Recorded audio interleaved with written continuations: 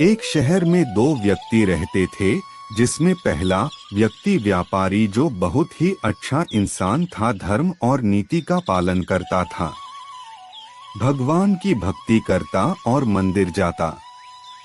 वह सभी तरह के गलत कामों से दूर रहता। वहीं दूसरा व्यक्ति जो कि बुरा प्रवृत्ति का, वो हमेशा ही अनीति और अधर्म के काम करता था। वो रोज मंदिर से पैसे और चप्पल चुराता, झूठ बोलता और नशा करता। एक दिन उस शहर में तेज बारिश हो रही थी और मंदिर में कोई नहीं था। यह देखकर उस बुरे व्यक्ति ने मंदिर के सारे पैसे चुरा लिए और पुजारी की नजरों से बचकर वहां से भाग निकला।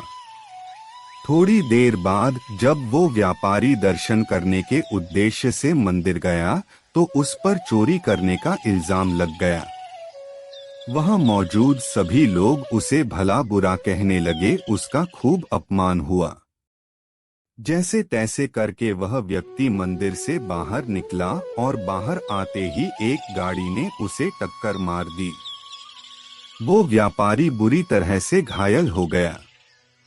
उसी वक्त उस बुरे व्यक्ति को एक नोटों से भरी पोटली हाथ लगी। इतना सारा धन देखकर वह बुरा व्यक्ति खुशी से पागल हो गया और बोला कि आज तो मजा ही आ गया। पहले मंदिर से इतना धन मिला और फिर ये नोटों से भरी पोटली। बुरे व्यक्ति की यह बात सुनकर वह व्यापारी दंग रह गया। उसने घर जाते ही घर में मौजूद भगवान की सारी तस्वीरें निकाल दी और भगवान से नाराज होकर जीवन बिताने लगा। सालों बाद जब उन दोनों की मृत्यु हो गई और दोनों यमराज के सामने गए तो उस व्यापारी ने नाराज स्वर में यमराज से प्रश्न किया कि मैं तो सदैव ही अच्छे कर्म करता था, जिसके बदले मुझे अपमान और दर्द मिला, और इस अधर्म करने वाले दुष्ट को नोटों से भरी पोटली आखिर क्यों?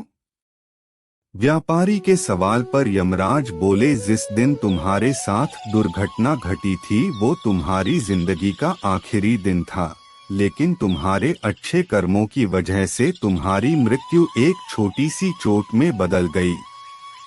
वही इस दुष्ट को जीवन में राजयोग मिलने की संभावनाएं थी, लेकिन इसके बुरे कर्मों के चलते वो राजयोग एक छोटे से धन की पोटली में बदल गया।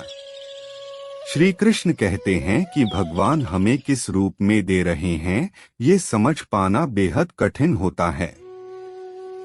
अगर आप अच्छे कर्म कर रहे हैं और बुरे कर्मों से दूर हैं, तो भगवान निश्चित ही अपनी कृपा आप पर बनाए रखेंगे। दोस्तों, जीवन में आने वाले दुखों और परेशानियों से कभी ये न समझें कि भगवान हमारे साथ नहीं है। वर्टिकल बार हो सकता है आपके साथ और भी बुरा होने का योग हो, लेकिन आपके कर्मों की वजह से आप उनसे बचे हुए हो।